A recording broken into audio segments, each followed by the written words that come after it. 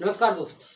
क्या है कि हमने पिछले आज का जो हमारा टॉपिक है वो E L S S mutual fund के रिगार्डिंग है। ये क्या होता है, इसमें क्यों इन्वेस्टमेंट करना चाहिए, इसमें क्या बेनिफिट होता है, क्या इसमें लॉकिंग पीरियड है।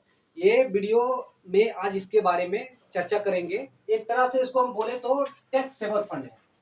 हमारा जो E L S S fund है वो टैक्स सेवर फंड है। तो ये उन लोगों के लिए वीडियो ज्यादा है जो टैक्स पे करते हैं गवर्नमेंट को अपने ईयरली में, और जो नहीं पे करते उनके लिए भी अच्छा रहेगा, क्योंकि आने वाले टाइम में कभी ना कभी आप टैक्स पे करेंगे जैसे जैसे रूल चेंज हो रहा है। तो ये टैक्स मिस क्या होता है, जो टैक्स पे करते हैं। सेवन मिस क्या होता है कि जो आप टैक्स उसको बचाते हैं। ठीक है, तो आई क्या डिटेल में हम लोग क्या करेंगे, इसी के बारे में पूरा चर्चा करेंगे। तो जो वीडियो वीडियो थोड़ा लंबा होगा, क्योंकि पूरा बेसिक पॉइंट से एडवांस पॉइंट तक समझेंगे, ताकि क्या होगा कि आपको आसान लैंग्वेज में समझ में आ सके। ठीक है, तो सबसे पहले चलते हैं कि इसमें एक चीज बता देना चाहता हूं कि अगर कोई म्यूचुअल फंड में इन्वेस्टमेंट कर रहे हैं या नहीं कर रहे हैं, जिसको जो जानना चाहते हैं या इन्वेस्टमेंट करना चाहते हैं, तो ये हमारा नंबर है। ये नंबर पे आप कांटेक्ट कर सकते हैं, जहां पे आपको क्या करेंगे कि सही से बताएंगे कि आपको कैसे इन्वेस्टमेंट करना है, कैसे एसआईपी करना है, कैसे रिटर्न लाना है। वो आपको सारी डिटेल यहाँ पे व्हाट्सएप के माध्यम से आपको या कॉल के माध्यम से यहाँ पे आपको कांटेक्ट कर सकते हैं। तो हम लोग चलते हैं अपने टॉपिक के पॉइंट के ऊपर। ई एल एस एस एक टैक्स सेवर फंड है। ठीक है, इसका पूरा नाम होता है इक्विटी लिंक सेविंग स्कीम। आप गूगल भी कर सकते हैं। ठीक है, इक्विटी लिंक सेविंग स्कीम ये जनरली जो फंड होता है वो टैक्स बचाता है। अब टैक्स कैसे बचाता है, जैसे साल का आपका अर्निंग, आपका जो ट्रांजैक्शन है या आपका सैलरी है वो 15 लाख है एक साल में। तो 15 लाख पे क्या होता है कि अभी गवर्नमेंट का ये है कि जिसका इनकम होता है उसमें क्या देना पड़ता है आपको, 5 से 10% के बीच में आपको टैक्स देना पड़ता है। ठीक है, 5 से 10% का आपका टोटल अमाउंट का 5 से 10% के बीच में आपको टैक्स देना पड़ता है। तो जब आपका सैलरी, जबकि इनकम एक साल में 15 लाख की रहेगी, तो उसमें से आपको 1.5 लाख अगर इस फंड में इन्वेस्टमेंट करते हैं, तो 1.5 लाख आपको क्या करेगा, डिस्काउंट दिया जाएगा, छूट दिया जाएगा। मतलब कि अगर आपका 15 लाख में क्या है, आपका इनकम है वो एक ईयर की, तो उसमें 1.5 लाख क्या किया जाएगा, घटा दिया जाएगा। ठीक है, तो आपका जो टैक्स लगेगा वो 13.5 लाख पे लगेगा। मतलब कि ये पैसा आपका म्यूचुअल फंड में जाया रहेगा। उसके बाद जो बचेगा 13,50,000, उस पर आपका टैक्स आपका 5 से 10% के बीच में लगेगा। तो इसलिए इसको बोला जाता है कि ये टैक्स सेवर फंड है। ठीक है, दूसरा चीज आता है कि भैया अगर ये टैक्स सेवर फंड है तो इसमें किस रूल के तहत दिया गया है। तो हमारा क्या है कि इनकम टैक्स का एक रूल है, जो क्या है इनका 1961। जैसे संविधान का हर रूल होता है कि क्या चीज किस रूल के अंदर करना है, तो इनकम टैक्स का रूल 1961 के तहत आपको ये 1.5 लाख का आपको क्या करेगा, टैक्स में छूट मिलेगा। हर साल 1.5 लाख इन्वेस्टमेंट करते हैं, 1.5 लाख इन्वेस्टमेंट करते हैं, तो आपका क्या होगा कि 1.5 लाख का छूट आपका क्या होगा, आपका इनकम टैक्स जब भरेंगे उसमें आपको छूट मिलेगा। अब किसी का सवाल होगा कि हम अगर 1.5 लाख क्या कर दिए, इन्वेस्टमेंट कर दिए, तो क्या वो हमारा उसके बाद छोड़ दिए इन्वेस्टमेंट करना। 1.5 लाख का इन्वेस्टमेंट करके टैक्स सेवर फंड में इन्वेस्टमेंट करना छोड़ दिए, तो क्या हमारा टैक्स सेविंग हर साल होगा? नहीं। जिस फाइनेंशियल ईयर में आप, ठीक है, जिस फाइनेंशियल ईयर में आप इन्वेस्टमेंट करेंगे 1.5 लाख, उसी साल में आपका टैक्स सेविंग कर पाएंगे। ये नहीं कि आप एक बार कर दिए 1.5 लाख का इन्वेस्टमेंट और हर साल आपको टैक्स की छूट चाहिए, वो उसमें आपको नहीं मिलेगा। जिस फाइनेंशियल में आप इन्वेस्टमेंट करेंगे उसी साल में आपका क्या होगा कि आपका छूट मिलेगा 1.5 लाख। उसके बाद आपका जो, अगर किसी का 1.5 लाख का इन्वेस्टमेंट नहीं है, 1.5 लाख का इन्वेस्टमेंट नहीं है, 50,000 का है, ठीक है, 50,000 का इन्वेस्टमेंट है, तो क्या इनको भी 1.5 लाख का छूट मिलेगा? क्वेश्चन होता है यहाँ पे। तो यहाँ पे क्या होगा कि आपका जो प्रिंसिपल अमाउंट रहेगा, प्रिंसिपल अमाउंट, उस पे आपका टैक्स का छूट मिलेगा। अब ये नहीं कि आप 10K का इन्वेस्टमेंट किए हैं, 10,000 का इन्वेस्टमेंट टैक्स सेवर फंड में, और आपको 1-1.5 लाख का छूट चाहिए, ऐसा नहीं होगा। ठीक है, आपके प्रिंसिपल अमाउंट पे आपको क्या होगा कि आपको टैक्स का छूट मिलेगा। फिर अगला डाउट आता है कि क्या आप इसमें, बहुत लोग का डाउट होगा कि ठीक है भैया, जिस साल हमको पैसा टैक्स सेविंग करना होगा उस समय हम 1.5 लाख इन्वेस्टमेंट कर देंगे, फिर 1-2 महीने के बाद क्या करेंगे, पैसा रिडीम करेंगे। ऐसा इसका रूल नहीं है। जब भी आप 1.5 लाख इन्वेस्टमेंट करते हैं, ठीक है, तो वो 3 साल के लिए, 3 साल के लिए आपका पैसा क्या होगा, लॉक हो जाएगा। 3 साल तक वो पैसा नहीं निकाल सकते हैं।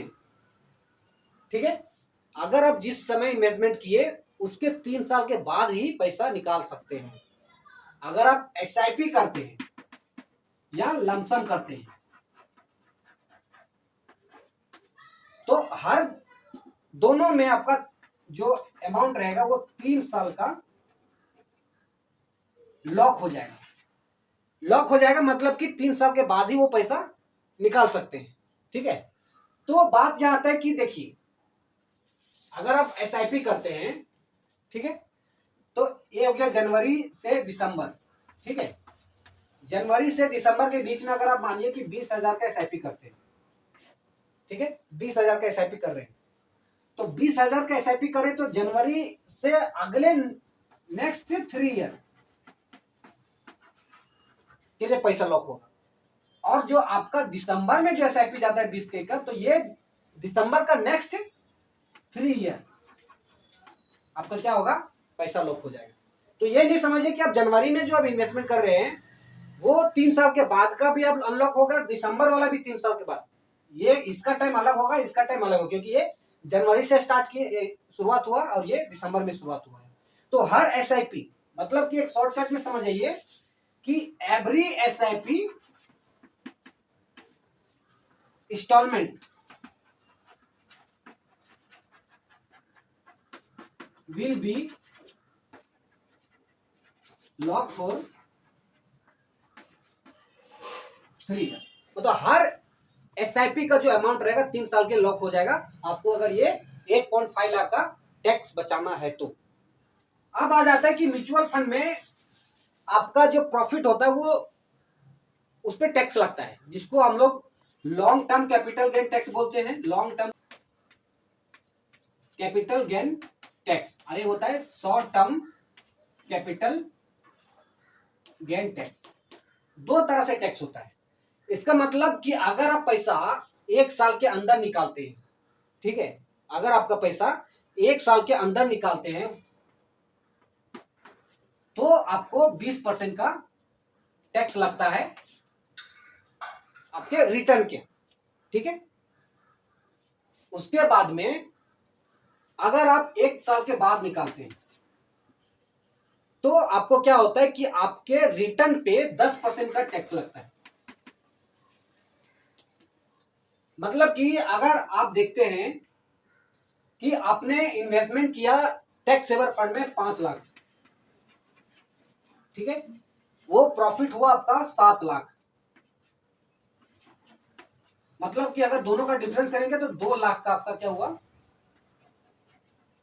प्रॉफिट हुआ। तो प्रिंसिपल अमाउंट पे कोई टैक्स नहीं लगेगा, प्रिंसिपल अमाउंट पे कोई टैक्स नहीं लगेगा। उसके बाद में प्रिंसिपल के बाद जो प्रॉफिट हुआ 1 लाख तक, आपका 1 लाख तक कोई टैक्स नहीं लगेगा। मतलब ये 5 लाख आपका प्रिंसिपल हो गया, ये 1 लाख, मतलब कि जो आपका प्रिंसिपल अमाउंट रहेगा, प्रिंसिपल पे कोई टैक्स नहीं लगेगा। जो आपका प्रॉफिट रहेगा, प्रॉफिट में आपका 1 लाख तक का कोई टैक्स नहीं लगेगा। 1 लाख के बाद जो आपका अमाउंट आएगा उस पे आपका 10% का आपको टैक्स लगेगा। ठीक है, तो ये हो जाता है हमारा long term capital gain tax और short term capital gain tax.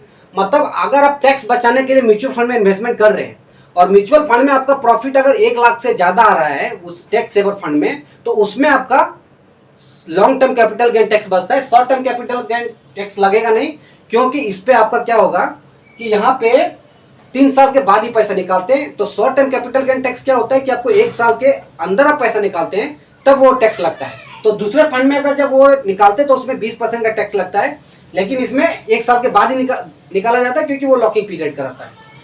उसके बाद में हमारा जो आता है लॉन्ग जो टैक्स सेवर फंड में सबसे पहला फंड SBI लॉन्ग टर्म करके लॉन्ग टर्म एक टैक्स सेवर फंड है, वो सबसे पहला टैक्स सेवर फंड। आज का ट्रेंड में पैसिव फंड का बहुत ट्रेंड चल रहा है म्यूचुअल फंड में कि पैसिव फंड में इन्वेस्टमेंट कीजिए, पैसिव फंड में इन्वेस्टमेंट कीजिए। उसमें क्या होता है कि एक्सपेंस रेशियो कम होता है, उसको क्या होता है कि ज्यादातर उसमें लोग उसका एक्सपेंस रेशियो कम होने के कारण रिटर्न ज्यादा आता है। तो एक म्यूचुअल फंड कंपनी जिसका नाम है IFLLS, ठीक है, तो उसमें IFFLS ये एक म्यूचुअल फंड कंपनी जिसमें फर्स्ट ELSS का पैसिव फंड लॉन्च किया। पैसिव फंड वो फंड होता है, मैं पिछले वीडियो में बताया कि जहां पे फंड मैनेजर वो इंडेक्स को फॉलो करता है, ठीक है, वो अपना स्ट्रेटेजी नहीं लगाता, इंडेक्स फॉलो करता है, Nifty 50, large cap, mid cap, ETF, तो वो इंडेक्स को फॉलो करके उसमें पैसा इन्वेस्टमेंट करता है। तो उसका एक्सपेंस रेशियो क्या होता है, जो एक्सपेंस रेशियो बोला जाता है वो थोड़ा कम होता है, ठीक है। तो ये हो गया हमारा ELSS म्यूचुअल फंड में। और ELSS म्यूचुअल फंड जो होता है हमारा ज्यादातर 80% पोर्शन आपका क्या होता है कि इक्विटी मार्केट में इन्वेस्टमेंट होता है। तो इक्विटी मार्केट वो होता है जो डायरेक्टली स्टॉक को बाय और सेल किया जाता है, ठीक है। तो ये उन लोगों के लिए ज्यादातर है जो लोग इनकम टैक्स फाइल करते हैं। तो आज के लिए हम ELSS म्यूचुअल फंड के बारे में बताए हैं। अगर किसी को डाउट तो नहीं होना चाहिए, अगर डाउट हो तो हमारे इस नंबर पे कांटेक्ट कर सकते हैं। और अगर किसी को म्यूचुअल फंड में इन्वेस्टमेंट करना हो, SIP करना हो, तो हमारे नंबर पे कॉल कर सकते हैं, जहाँ पे आपको बताएंगे कि आपको सही इन्वेस्टमेंट कैसे कब कहाँ करना है ताकि आपको रिटर्न मिले। तब तक के लिए सही रहे, सलामत रहे और हमारे चैनल देखते रहे। जय हिंद।